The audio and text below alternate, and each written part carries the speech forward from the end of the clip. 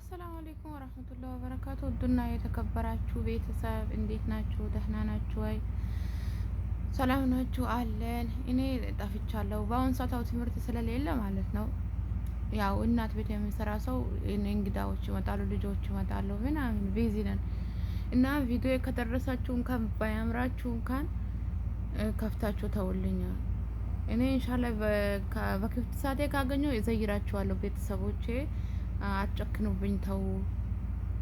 ኢንሻአላህ ትምህርቱ ከተከፈተ ያው ብዙ ጊዜ ይኖረናል ብዬ ተስፋ አረጋለሁ። በአሁን ሰዓት ታውቃላችሁ ለኛ ለዚህ ለአረብ ሀገር ልጆች ለኛ ማለት ነው ለኛ ትምህርት መኖሩ እኮ በጣም ነው ህይወታችን። ብቻ እኔ እንጃ ሲሆን ነበር የሚሆንብን ትምህርት ባይኖር ማለት ነው። እዚህ ሀገር ግን ትምህርት ነው ለኛ ያጠቀመን። አስባችሁታል? ጠዋት ይሄዳሉ፣ ይመጣሉ፣ ከዛ ያጠናሉ፣ ከዛ ደግሞ በጊዜ 2 ሰዓት ይተኛሉ ማታ ማለት ነው። ከዛ እንደዛ ሲሆን ነው እንጂማ ትምህርት ባይኖር የዚህ ሀገር ልጆች ቢስሚላህ ረህማን ረሂም ወላሂ እንደው አሳብቶ ነበር የሚያስሮጡን። ብቻ ግን አልሐምዱሊላህ። በዚህ አጋጣሚ የሆነ ነገር ልንገራችሁ። የሆነች ጓደኛዬ ከዚህ ሄዳለች። ከዚህ ስትሄድ አሁን እናንተ ከዚህ ስንሄድ ማለት ነው ጊዜው ከፍቷል። እንደ ድሮ አይደለም፣ እንደ ድሮ አይደለም። ምን መሰላችሁ? ታች ስልክ ይዛችሁ እንደዚህ እንዳትሄዱ መንገድ ላይ። ብራችሁን ደግሞ ከዚህ ስትሄዱ ከዚህ ልትሄዱ ያስባችሁ ጊዜ ማለት ነው ብራችሁን ላኩት። ብራችሁ በሪያል ይዛችሁ ኢትዮጵያ እንዳትገቡ። አሁን በጣም ጊዜው ከፍቷል። ብር ካላችሁ ብራችሁን በዚህ ሊካችሁ ሂዱ። ሀተ ደግሞ እዛ ቦሌ ኤርፖርት ውስጥ ማለት ነው አለ እንትን አለ የብር ልውውጥ አለ። የዚህን ሀገር ብር ሲሰጣቸው ማለት ነው በኢትዮጵያ በራሳችሁ አካውንት በቤተሰብ አስተላልፋችሁ ሂዱ እንጂ ብር ይዛችሁ አትሄዱ። ሀታ ወርቅ ነገር አትልበሱ። ከዚህ ከሄዳችሁ በጣም ነው ጊዜ ከፍተዋል። በጣም እንደ ድሮ እንዳይመስላችሁ። በቃ እንደዚህ ታይታችሁ ምናምን ከወጣችሁ አንገታችሁ ነው ቁርጥ የሚያደርጓችሁ የሚባል ይሄ ወርቅ አስለን በሼን ራሱ የሚገዙት አትልበሱት። ከዚህ ሀገር ከሄዳችሁ ወርቅ ራሱ ባትይዝ ማለት ነው በቃ ወርቅ ነው ብሎ አንገታችሁ የሚቆርጥላችሁ የሆነ ጓደኛ አይነት ማለት ነው። ከዚህ እንደሄደች ቅው ያለች እንደዚህ አይነት ስልክ ይዛ ምናምን ወርቆቿ ምናምን ለብሳ መንገድ ላይ ብር ይዛለች። ብታይ ሌባ የሆነ ነገር አስነክቶ ይሄን ሁሉ ነገሯን ህልም አድርጎ ጠርጎ አልወስድባትም። አስባችሁታል? እንኳን በዛሬ ዘመን ማለት ነው እንኳን በዲያስፖራ ሆናችሁ ራሱ እዛ ጎረቤት ራሱ የሆነ በግ ተሸጠ ከተባለ ሌባና ተከታትሎ የሚወስድባችሁ። እንደው ዲያስፖራ ተውቱና ማለት ነው። ዲያስፖራ ስታይ ምንም ብር ባይኖረው ማለት ነው ይሄ ሰውነቱ የለበሰው ብር ነው የሚመስላቸው፣ ብርና ወርቅ ነው የሚመስላቸው። ስለዚህ በዚህ ሀገር የሚገቡ ልጆች ተጠንቀቁ። ብራችሁን በጥንቃቄ ያዙ። ወርቅ ካላችሁ ወርቃችሁን አትልበሱት። ከላስ በቦርሳችሁ ያዙት። በቃ አለኝ ለማለት በቦርሳችሁ ይቀመጥ።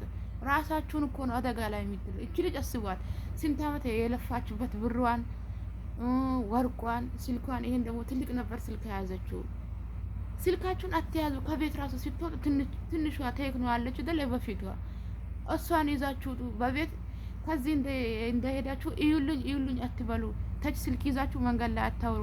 ይሄ ነገር ድሮ ቀርቷል። ጊዜው በጣም ነው የከፋው። ተጠንቀቁ፣ ራሳችሁን ጠብቁ። በቃ ረጋ በሉ። ይሄን ትልቅ ጫማ ምናምን የሚያምረው ምናምን ያታርጉ። ወላሂ አሁን እዚህ ሀገር ብዙ ሀገር የቆያችሁ ልጆች የኢትዮጵያ ምንነት አትረዱትም። በቃ ልክ ኤርፖርት ላይ ማለት ነው በቃ ተሸፋፍሮ ምናምን ሰው እንደሌለሽ ካወቅ እንዲህ ወዲና ወዲ ምት ካዩ ልክ መጥቶ ነው አጠገብሽ ላይ እንደቆም እንዲህ ካሹሽ በቃ አንቺ ያለሽ ነገር ጠራርገሽ ነው ለነሱ የሚሰጫቸው። ስለዚህ ብራችሁን ሁሉ ነገራችሁን ተሰተሩና በቃ ተሸፋፈኑ። ቢያንስ አንገታችሁ ምናምን ወርቅ አትልበሱ። ከቤት ትወጡ ወርቅ አትልበሱ። ከሼን ራሱ የገዛችሁትን ነገር ወርቅ ራሱ ባይሆን አትልበሱ። ጊዜ በጣም የከፋው ሰው ራሱ ለመሸጥ ቢመቹ ይሸጥ ነበር በአሁን ጊዜ ማለት ነው። ስለዚህ ተጠንቀቁ፣ ራሳችሁን ጠብቁ። ስልካችሁን ስልክ ይዛችሁ ከቤት አትወጡ። በድሮ ራሱ ሌባ ያናክል የለም። እንደፈለጋችሁት ቤት ለብሱ ምን ቤት ሰው እኮ ወርቅ ራሱ ለመግዛት ፈርቷል። ከገዛውም በቃ ቤቱ ሻንጣው ላይ ቁጭ ያደርገዋል። ወይ ጎረቤት ሰርግ ሲኖር ምናምን ይልበሰው እንጂ እንደዚህ መንገድ ላይ ለብሶ መሄድ እንደ ድሮ መሆን አበደን የለም በአሁኑ ሰዓት። እንዴ ተከትሎሽ ነው የገባሽበት ጉድጓድ ገብቶ ነው የሚከተለሽ። እና ስለዚህ ራሳችሁን ጠብቁ። ብራችሁን ደግሞ ከዚህ ስትሄዱ ሀውሉት፣ እንደ በፊቱ እንደምታደርጉት ሀውሉት። ብር አትያዙ። በቃ ተጠንቀቁ። እዚህ ሀገር አስባችሁታል? ፀሐይ ሰናይ ምን ሰናይ ሀገራችን እንሄዳለን ብለን ሰብስበን እዛ ሄደን ለነሱ ስናስረክባቸው በጣም ነው አይምሮ የሚነካ ይሄ ነገር ማለት ነው። ስለዚህ ተጠንቀቁ። ብራችሁን በጥንቃቄ ያዙ። በቃ ተሸፋፈኑ። አባያ ለብሳችሁ ምናምን ቦርሳችሁን በአባያ ውስጥ ወላሂ እውነቴ ነው የምንነግራችሁ። ይሄ የጎረቤታችን ልጅ ያደረሰችልን ዜና ነው ለእናንተ ማድረስ። ፈጥሬ አይደለም። ካመናችሁ ኢማኑ፣ ካላመናችሁ እኔ ምንም ማድረግ አልችልም። ሚከራው እምቢ ካለ መከራ ይምከራው ይላል ያገር ሰው። በቃ ጊዜው ገፍቷል፣ እንደ ድሮ አይደለም። በቃ የሆነ የኖረው ውድነት ይሁን ምን ይሁን አላቅም፣ ብቻ ሰው በጣም ከፍቷል። ሰው እኮ ሊስረቅ ብሎ አይሰርቅም፣ ግን በቃ ምን የሌት ጎሮሮ ለመዝጋት የሆነ ነገር አድርጌ ራሱ በቃ ያችን የጎሮሮ ዳቦ ባገኝ ነው የሚለው። እናንተ ተጠንቀቁ። እቃችሁን ያዙ፣ አትሸወዱ። መሸወዱ እኮ ድሮ ቀርቷል። አሁን በፊት ይሄ ቴክኖሎጂ የሚባል ነገር የለም፣ ከሰው መገናኘት የለም። ወላሂ እኔ አሁን በፊት ስልክ የለኝም፣ ምንም የለኝም፣ ምንም ነገር አላውቅም ይሄ መረጃ። አሁን ግን አልሐምዱሊላህ የፈለጋችሁት ነገር ሰርች አርግታችሁ ቲክቶክ ላይ ገብታችሁ፣ ዩቲዩብ ላይ ገብታችሁ፣ ፌስቡክ ላይ ገብታችሁ ብታዩ ወላሂ ቴክኖሎጂ ቢስሚላህ ማሻአላህ የፈለጋችሁት ነገር መጠየቅ ትችላላችሁ። በፊት እኮ በቃ ያችን ትንሿን ስልክ ይዘን ሀሎ በቃ ቤተሰቦቻችን ለሰከንድ እንኳን ለአንድ ሰዓት የማያክል አናግረን ነበር የሚዘጋ። አሁን ግን በቃ አላህ ሁሉ ነገር አመቻችቷል ማለት ነው። ላወቀበት ማለት ነው። ለላወቀበት ያው ነው። አሁንም እንደ ድሮ ነው፣ በዛው ቦታ ነው ያለው ማለት ነው።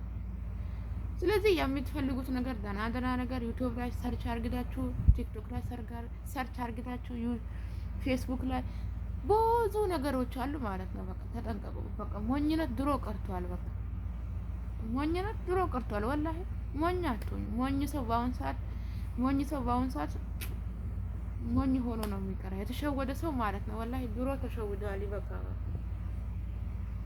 ስለዚህ ይሄን መልእክት ነው ላድርስላችሁ ያልኩት እና ሼር እያደረጋችሁ ሰብስክራይብ እላችኋለሁ ቤተሰቦቼ። በያላችሁበት ሰላማችሁ አላህ ያብዛልን።